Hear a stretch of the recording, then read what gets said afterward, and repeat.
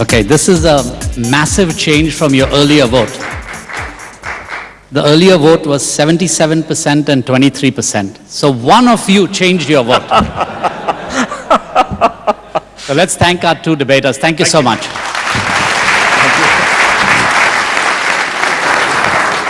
To give away the next set of awards, I'd like to invite on stage the Executive Vice President of the Oberoi Hotels and Resorts, Mumbai, Mr. Devendra Bharma, the Dean of ISB, Mr. Ajit Rangnekar, and the Editor-in-Chief of Forbes India, Mr. R. Jagannathan.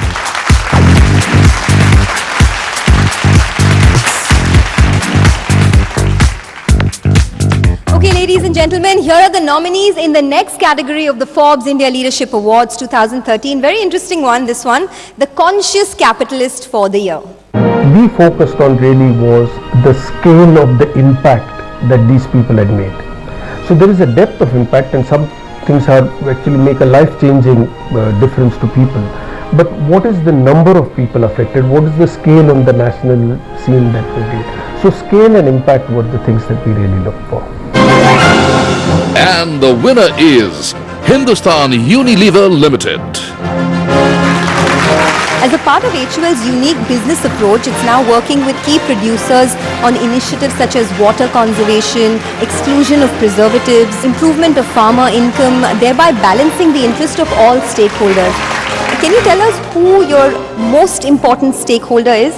Is it your employee? Is it your shareholder? Is it your consumer or your supplier? If you do the right thing by the consumer and our customers, all of the stakeholders will get properly rewarded. So if you had to pick one, you will really focus on the consumer. Okay, consumer is king. That is the right answer. Congratulations once again.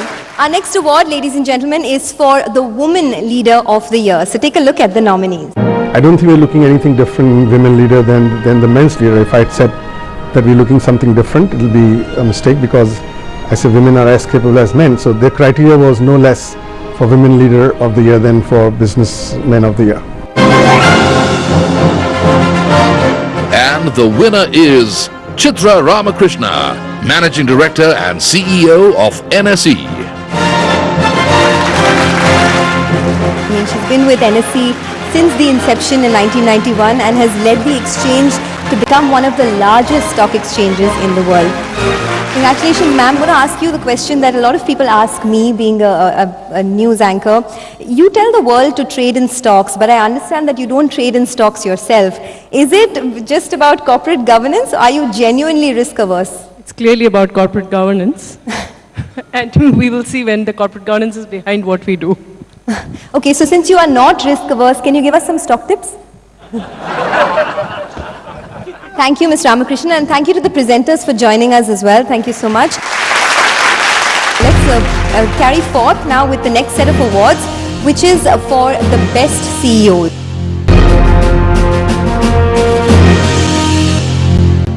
For the second debate, I'd once again like to invite Mr. Zainulbhai to introduce both the topic and to moderate the debate.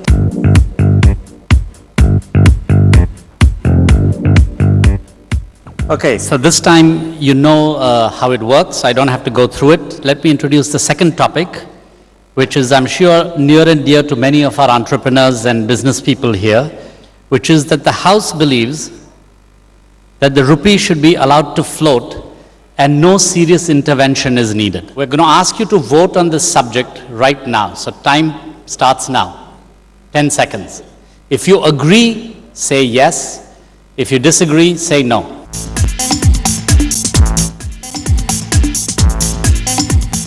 Let me introduce our two combatants, debaters for this thesis. Speaker for the motion is Surjit Bhala, whom many of you have heard and have read in the papers. He's the chairman of Oxis Investments. Mr. Bhala, can we ask you to come up? And speaking against the motion is Romesh Sopti, managing director and CEO of IndusInd Bank. So we have one economist and one banker who are going to fight it out on the rupee. Thank you. Since I've been given 3 minutes to defend the motion, which is that the government should not intervene in the value of the market, in the value of the rupee, I have 3 points to make. The first, and perhaps the most important one, is that the irrelevance of government intervention in a globalized world. It's no longer the case that we are a closed economy. It's no longer the case that we need planners who determine what the price is and what the quantity is of any item produced in the economy. And therefore, those times are gone. Second, and perhaps equally important reason, is incompetence of the government planners. I mean, when was the last time you met, or let me put it another way, would you buy a used car from an Indian bureaucrat? I would say, without waiting for your answer, you won't. So therefore, how is it that they can determine correctly what the price of the rupee should be? So let me now give you the third explanation, or the third reason why you should believe in my assertion that the government should have nothing to do with it. We have the recent example. July 15th, the government had a massive plan to intervene in the marketplace. I think the rupee was somewhere around 59.5 at that time. For a week, and maybe 2 weeks, it stayed very close to that range. So therefore, we succeeded. We succeeded for all of 2 weeks. After that, it started moving. 1 rupee, oh, I just started. Okay. So therefore, on all these three reasons, irrelevance, incompetence, and ineptitude, I would plead in the name of God and in the name of India, do not intervene in the foreign exchange market. Thank you. I don't think this debate is as polarized as it sort of appears to be, because at the end of the day, I think almost every currency in the world does float. The only question is, does it float in a band or not? So my motion is that there should be intervention to make the currency float in a band. And I think the strongest argument in favor of intervention is that non-intervention can bring instability. First of all, what does it do to trade and industry? And we've gone through it just 2-3 months ago. Neither exporters nor importers can decide how to price their products.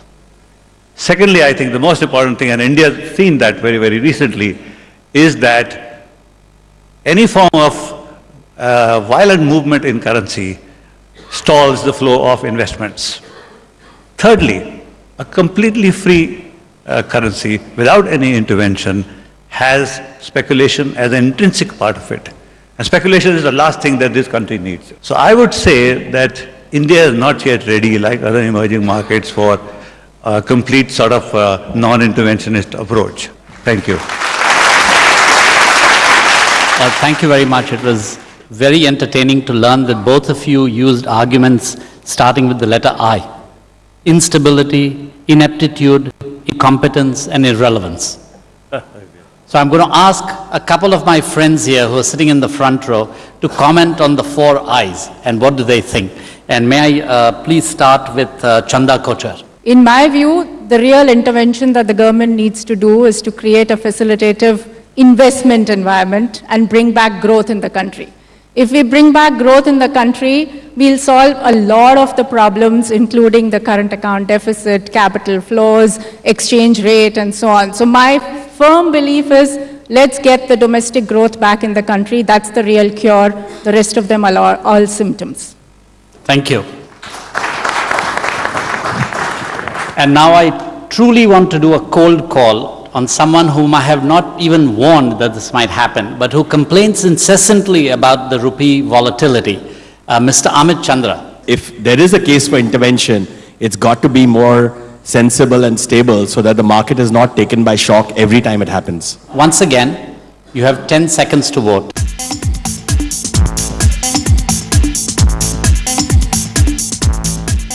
Before the debaters came up, people who voted one or agreed with the proposition was 47%, and people who disagreed was 53%. And after the very eloquent arguments, it has actually shifted by about 6 points. So either it was a brilliant argument or you all were confused about the first vote in the first place. Thank our debaters for a wonderful discussion. Thank you. Thank you. Let's carry forth now with the next set of awards, which is for the best CEOs. And to give away the next 3 awards, I'd like to invite the chairman and MD of the Rustomjee Group, Mr. Boman Irani, the Senior MD of Blackstone India, Mr. Akhil Gupta, and the Managing and Co-Founding Partner of AZB, Ms. Zia Modi.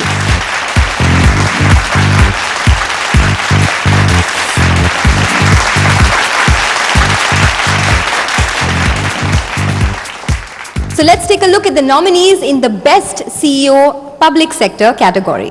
This is always a tough category because public sector CEOs, you could either argue that they operate in monopolies, so what have they done? But what's going for them is the fact that most of these men and women operate with sometimes their hands tied behind their backs. Despite that, you find some remarkable people running public sector companies in India. And the winner we chose this year is quite different, quite remarkable. He's somebody who's used technology in an amazing way.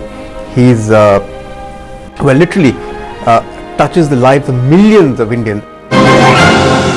And the winner is Rakesh Tandon, Chairman and Managing Director of IRCTC.